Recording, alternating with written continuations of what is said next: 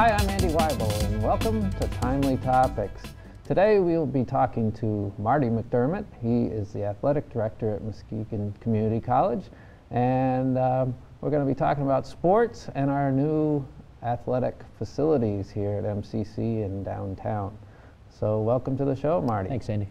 Now, you're athletic director. Do you have another title as well these days? I do. They always seem to add something. Yeah. But my new title is the Dean of College Services and Athletics, and what that entails is a lot of our auxiliary services, our golf course, our Lakeshore Fitness Center, conference and catering, our bookstore. Wow, so you got a lot under you. So some of that stuff has gone to me. I see.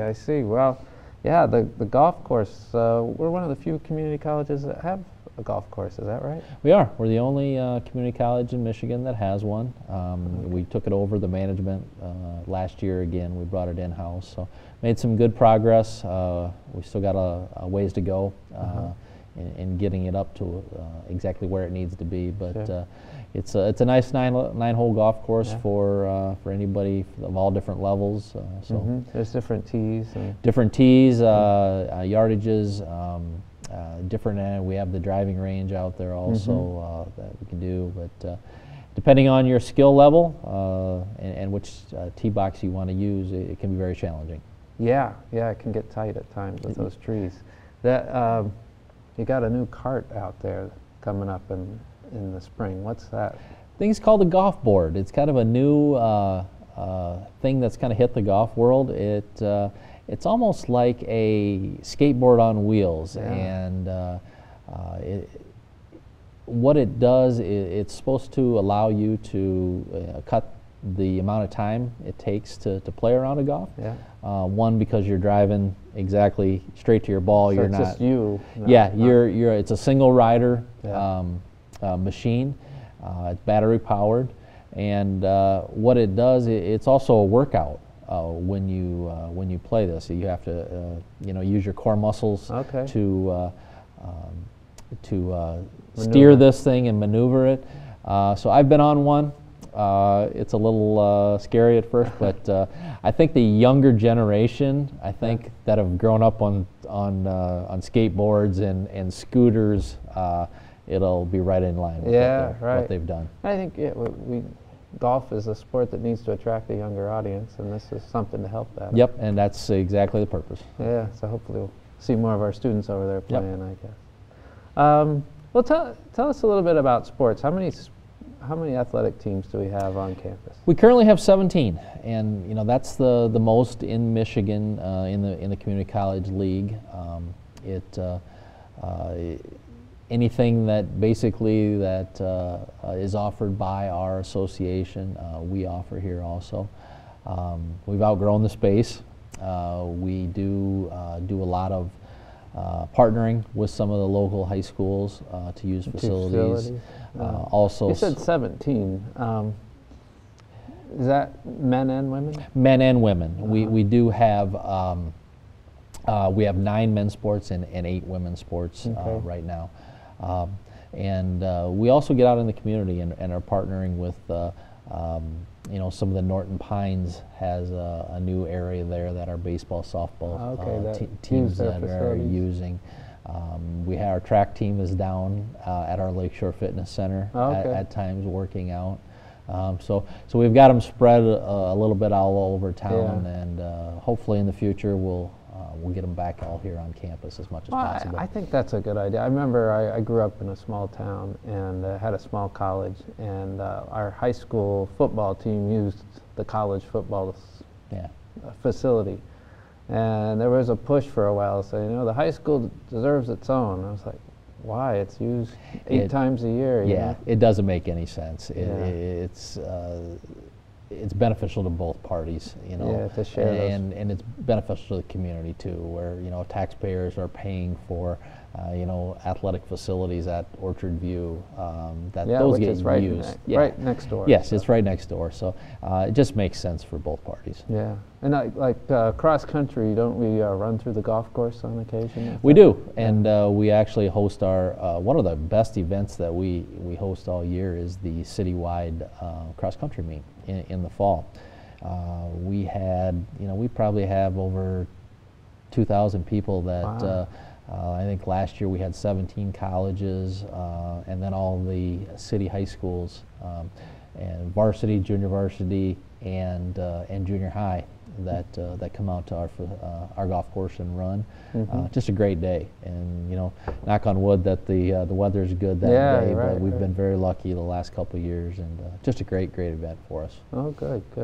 And how many students do we have participating in athletics? We bounce around a little bit, but we usually start the year with anywhere from 260 to 275, and then as the year we'll lose some, and we'll get down to the 240 area, 250, somewhere in there. But a lot of kids, and I think it's just a great opportunity for them to experience, and everybody's got a different path they're on, and this is just part of their journey to continue to compete. And which sports tend to bring in the most participants? Baseball has been tremendous for us. The soccer's, men's and that's fairly new, soccer, isn't it? Yeah, within the last 5 years. I think eventually our track and field program is going to be the one that brings us a ton of kids. Has that fully been implemented yet? Or? This is our first year, and it's been a little bit bumpier than we thought. As far as attracting people, or? Yeah, and I think part of the reason is we had a coaching change in the middle of the season. Yeah. I think it'll help tremendously when we get our new facility built. It's hard to say, okay, you're going to run indoor track, and then we don't have an indoor track. So I think that's going to be really good for us in the future. But we're just off to a little bit of a slow start. Okay. Yeah. And how about when you said baseball? We also have softball, right? We do. And so similar numbers, or a little bit. Not quite as many. We usually carry about 20 softball players, and we'll start the year in our tryouts with over 40 to 45 baseball kids. Really? And we usually pare that down to about 30 by the time we start the season. But baseball's a little bit different because you have to carry so many pitchers. Oh yeah. In comparison to softball, softball. They'll throw 2 or 3 games a day. Where baseball is a little bit different. It's a little more stress on the arm. Yeah, it's just a different motion. Yeah. Maybe we should all do it the softball way. I mean, it's going just as fast, it seems to me. A lot of times it is. Yeah. So if high school students watching, or a parent, how does one join a team at MC7? You mentioned tryouts. Is that are we recruiting out there? Are there tryouts? Yeah. All of our kids basically are recruited at some point or another. We very rarely have a kid that just walks into our office and says, "Hey, I want to try out." Okay. It just doesn't work that way anymore. So we get leads. Our coaches are out recruiting. It's almost a year-round type thing now. They know, what they're looking for, whether it's certain positions, certain heights, et cetera, et cetera. So, in today's world, it's pretty easy to identify kids with social media and all that. So our coaches do a good job of getting out there and beating the bushes and attracting kids, and kids want to play. And we very rarely have a hard time getting the numbers that we're looking for, because a lot of kids want to play. And how do you think it's any different to play in college than in high school, as far as the competition level, obligations in life, things like that? Yeah, our kids are just like any other student. They're worried about school. They're worried about, a lot of them are working part-time jobs. And then they add athletics onto the top of that. It's a tight schedule. For the most part, our kids do a pretty good job of managing that, as far as a competition level, it is a step up. There's no doubt about it. Most of our kids that are playing were the best in their high school, and now they come and they join a team where everybody was the best, and they've got work and kind of assimilate to that team. So, but that's what good teams are made of. You get the best players you can, and you go out and compete, and you kind of see where the chips fall. Yeah, as I mentioned, I grew up in a small town. I played golf and played tennis too, and I knew I wasn't that good at tennis. But golf, I was the best person in high school in the small town on the team, and at least my senior year. And then I was 5th or 6th in college. It's like, ooh.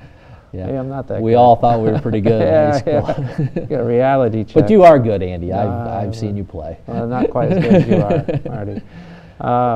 But is there a GPA or anything that's needed in order to play? Initially, as long as you're a high school graduate, you're allowed to play. As you go on, after your first semester, there are certain rules. You have to pass 12 credits with a 1.75 GPA in order to compete the second semester. And then after that, you always have to pass 12 credits with a minimum of a 2.0. So okay. So it's like the first they give you a little. They give you a little bit of break on that first semester because that's when a lot of kids will mess up, and it's an adjustment. It's different than high school. Yeah. I realize this from even my own children. If you miss an assignment or something, they'll usually let you turn it in high school, and things will work out. And it just doesn't work that way in college. There's deadlines. I'm one of those that yes, say, I don't, that you have to meet. I'm glad you're a good athlete, but you still have to turn your exactly. Yeah. And that's what the real world is like too. Yeah. You can't be late, those type of things. So sometimes they have to learn a lesson too. Sure. And how many? I guess how many hours a week is it expected that you put into your sport? Does it vary per sport? It varies per sport, and it varies depending on whether you're in season or off season. In season, they're at it, 20 to 25 hours a week. Off season, they're probably more, 6 to 8, depending on the time of year. I see. And it's pretty standard. A couple hours a day times 7. It adds up. Sure. I mean, if you think of college as a full-time job, plus a lot of, as you said, some of them work 20 hours, and then you have sports 20 hours. That's 80 hours. Right? Full day. Yeah. So a week is quite a bit. Just from your own point of view, though, do you think this can be a good thing for people to play sports at MCC? I think it's great. One, they're engaged with somebody, with something, and all the research says that if you're involved in something, you're more likely to be successful. So both in the classroom and outside of it. Yeah. So that's number one reason. Two, some of the research and some of the data that we see is that student athletes do better. Kids that are involved in a sport are doing better than the average student that is not participating. So that's good to know. And that's probably some of that is there's different expectations. There's somebody watching over them. Someone watching. Coaches and myself. And feeling obligated to help, if you want to help your fellow teammates. Exactly. You got to perform. Exactly. And so I think those are some, and some people, it's their journey. We never want to say that's the only reason they're in college, but some kids need something to get them in college. Sure. And once they're there, they realize that I need to go to class. I need to get a degree to support my family. To get into the workforce, etc. So I suspect, in maybe not, we don't see this maybe in the top programs like Notre Dame football or something, but a lot of them come maybe to MCC to play sports, but that doesn't mean every year they're here they play sports. No, that's true. Some people will come and life gets in the way. The job. Family needs them to work. They have to drop to part-time because all of our athletes are full-time students. So sometimes life gets in the way. And a lot of times after they leave here, you know, they've kind of had enough. Sure. It's time for a new chapter in life. I'm not good enough to play at Michigan State or Notre Dame, so they're satisfied, and they're just kind of moving on to that next chapter in their life. Yeah, I know a lot of people I knew in college that they played freshman year and then didn't after that, because as you said, life kind of moved on, and academics maybe became a little more of a priority for building for your future, and but that you're still involved, and we do have some intramural. We do, and what my hope is that once we get our new building up, that we can greatly expand that and give the students some more opportunities for recreation and just the ability to meet different people and you know, just stay healthy. Yeah, right, which is needed in our society. It is an epidemic, and Muskegon, if we're going to meet that goal of 1 in 21, yes, we got a long ways to go. We've got a big goal. Yeah, but you know, we are involved in that a little bit with our Lakeshore Fitness Center and with Rotary in that initiative, and keep plugging away. It's hard to move those numbers. Sure. But it's something that we've got to strive to do. What role do you think the new Lakeshore Fitness Center, which used to be the YMCA downtown on the water, now is run by the college, and you're a big part of running it. We outsource part of the facility as far as management, but what role does that play for the college and athletics as well? Well, as a college, you know, we see that we need to be involved in solving some of the community issues, or community problems that are out there. Health and wellness is an issue in our community. You know, the Y was a long-standing, you know, a staple down on the lakeshore, and when we took it over, you know, we wanted to you know, just be a player in the health and wellness of our community. So we've tried to implement some programming, you know, not just for the current members, but for different constituent groups that can, you know, that can see that living a healthy lifestyle and living a healthy life is important, and not only does it benefit them, but it benefits the community as a whole also. Right. And I was a long-time member of the Y, but I not maybe a year or two before the college purchased the facility, I dropped out because the facilities were getting kind of rough. We have some work to do, and we is that gonna we totally understand change? that. We have had architects in the building. We have plans. You know, we're still looking at some funding mechanisms to get that done, but it's a must. Sure. We understand that, and hopefully in the next year or two that we can get that started and just update that facility the way it needs to be updated. Sure. I know you've started with new equipment in many ways. Yeah, have some new equipment, have some new programming down there also, but you know, it's 1975. Some of that. They didn't always have the money to fix things properly and whatnot. So. So we're taking it step by step, but we'll get there. Okay, good. How about here? I know we're building, we have a 1960s gym that is undersized and not up to standard. So what's going to happen there? Well, you know, thanks to the community, we did pass a millage, and we did receive capital outlay grant from the state of Michigan. We are proposing and in planning a $14.1 million health and wellness center here on campus.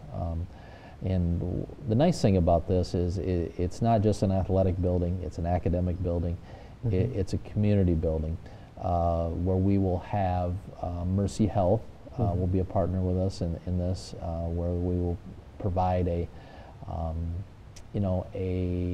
basically an urgent care type center. Oh, really?